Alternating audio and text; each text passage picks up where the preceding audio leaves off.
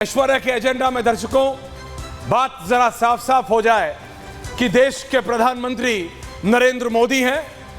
2024 का इलेक्शन भाजपा जीती है और नेता प्रतिपक्ष राहुल गांधी हैं और उनकी सीट यानी कांग्रेस की सीट 99 है, यानी 1 कम 100 99, 9 और 9 99, नॉट 990, जो पॉसिबल भी नहीं है।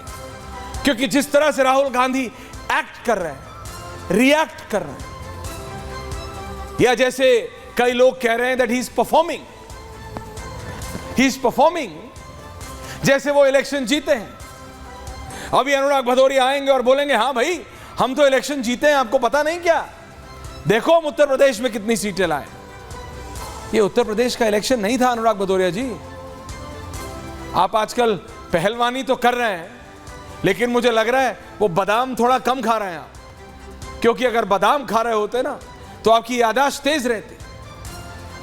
वो जिन पुराने पहलवानों के साथ आप दो हाथ लगाने की कोशिश कर रहे हैं, दो हाथ, उन्होंने उस जमाने में बादाम अखरोट खाए थे, तो आज आपको पटखनी देने की क्षमता रखते हैं।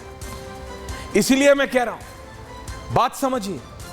नेता ने आपको माफ कीजिएगा, जनता ने आपको यानी विपक्ष को ज्यादा ताकत दी है, आपको सशक्त किया, विपक्ष को मजबूत किया।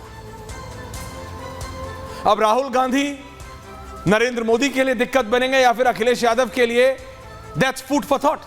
ये एक अलग डिस्कशन है, उस पर मैं बात नहीं कर रहा, लेकिन मैं ये बात साफ साफ कर देना चाहता हूं, क्योंकि जिस तरह से राहुल एक्ट कर रहे हैं, परफॉर्म कर रहे हैं। वो जब रेलवे स्टेशन पर गए, जरा उसकी तस्वीर चलाइए। मुकेश अंबानी अपने बेटे के इनविटेशन कार्ड देने के लिए राहुल गांधी की माताजी श्रीमती सोनिया गांधी जी से मिलने जाते हैं, और उसी समय Rahul Gandhi, because politics is a game of perception, और राहुल गांधी ये बात समझ रहे हैं कि वो तो अंबानी अडानी पे बिल्कुल प्रहार कर रहे हैं। अभी मुकेश अंबानी सोनिया गांधी से मिलने जा रहे हैं शादी का कार्ड देने, तो क्या करे राहुल गांधी, उनको उनकी पीआर टीम ने सजेस्ट किया आप निकल जाइए सड़क पे। तो वो 4-5 कैमरा लेके इधर उधर सब निकल गए। एक चीज और जो बहुत क्लियर होनी चाहिए कि अब जब कुछ नेताओं को यह समझ आने लगा है कि वो इलेक्शन हारे हैं, तो अब उनका नेक्स्ट लाइन ऑफ अटैक है कि हम ये सरकार गिरा देंगे, हम मोदी की सरकार गिरा रहे हैं। लालू प्रसाद यादव कह रहे हैं हम अगस्त में गिरा रहे हैं, कोई कह रहा है 6 महीने में गिरा देंगे, कोई कैमरा के सामने कह रहा है तो कोई कैमरा के पीछे कह रहा है। कोई कह रहा है देखो चंद्रबाबू नायडू का क्या है, एकनाथ शिंदे का क्या है, चिराग पासवान का क्या है, ये 2-3 लोग निकाले काम हो जाएगा, कोई टेंशन नहीं है, कोई बहुत बड़ी बात नहीं है। ये सब ख्याली पुलाव पका के कुछ होने वाला है नहीं। जनता ने जो आपको दिया है, जितनी शक्ति आपको प्रदान की है, उस शक्ति के अनुसार आप उसका सही इस्तेमाल करिए। शहजाद आ गए स्टूडियो में, मैं अपनी टीम से रिक्वेस्ट कर रहा हूं प्लीज चेयर लगा दीजिए, शहजाद से सवाल पूछिए। शहजाद की पार्टी को सत्ता में है, आपका काम है उनको कटघरे में खड़ा करना, उनसे सवाल पूछना कि भाई तुमने वादा किया था एक्स का, पूरा किया कि नहीं किया।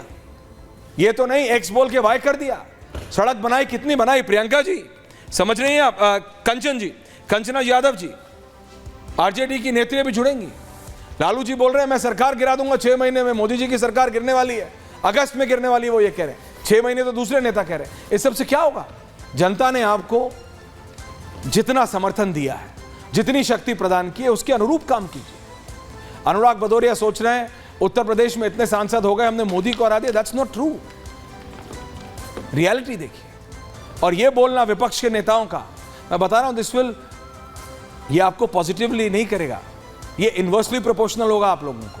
अगर आप ये बोलने में लग जाएंगे कि हम मोदी को गिरा देंगे, मोदी की सरकार अब गिरा देंगे, तब गिरा देंगे, आज गिरा देंगे, जुलाई में गिरा देंगे, अगस्त में गिरा देंगे, सितंबर में गिरा देंगे, उससे होगा क्या? अल्टीमेटली आपके कितने सांसद हैं अनुराग भदौरिया जी? लालू प्रसाद यादव जी के कितने सांसद हैं? कांग्रेस के कितने सांसद हैं? सब जोड़ लीजिए, उसके बाद भी कितने सांसद हैं? मेजॉरिटी आती है क्या? नहीं आती। अगर आती होती तो आपकी सरकार होती, एंड दैट्स द फैक्ट। तो सिर्फ नंबर्स पे ये रिपोर्ट है। और उसके बाद शहजाद स्टूडियो में है, अनुराग भदौरिया जी मेरे साथ हैं, और भी पूरा पैनल है, will debate but special report.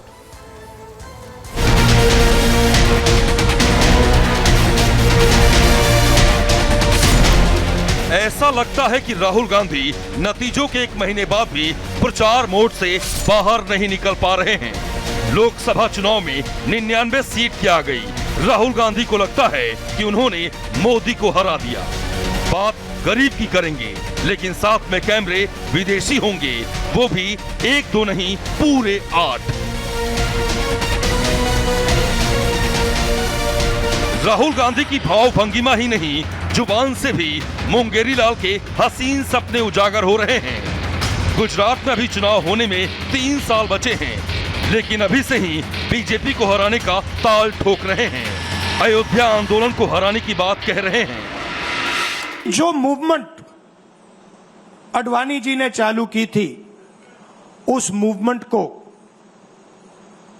जिसका सेंटर अयोध्या था, उस मूवमेंट को इंडिया गठबंधन ने अयोध्या में हरा दिया है। थर्ड अटेम्प्ट में 3rd डिजिट न टच कर पाने के बाद मुझे लगता है कि वो जो एक लाइन है ना, जरा सा कुदरत ने क्या नवाजा, जो आके बैठे हो पहली सफ में, अभी से उड़ने लगे हवा में, अभी तो शोहरत नई नई है। उधर बीजेपी कह रही है कि राहुल गांधी झूठ और भ्रम की चाशनी के दम पर 99 सीट हासिल किए हैं, और ऐसा लग रहा है कि राहुल गांधी को ये स्वाद सूट कर गया है।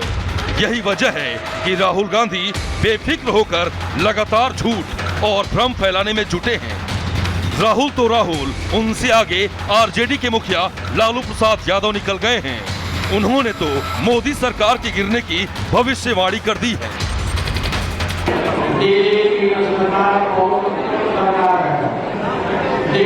मोदी की सरकार बिल्कुल कमजोर है। हो सकता है करके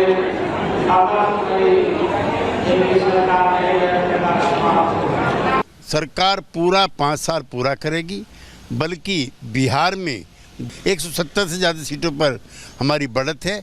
जो आने वाले समय में जब बिहार में चुनाव होंगे, वहाँ भी नीतीश कुमार जी के नेतृत्व में हमारी सरकार बनेगी। मजबूत मोदी सरकार अपने विकास पथ पर सरपट दौड़ लगा रही है। 23 जुलाई को पूर्ण बजट पेश करने की तैयारी चल रही है। ऐसे में सवाल ये कि क्या विपक्ष भ्रम में जी रहा है या भ्रम फैलाने की कोशिश कर रहा है?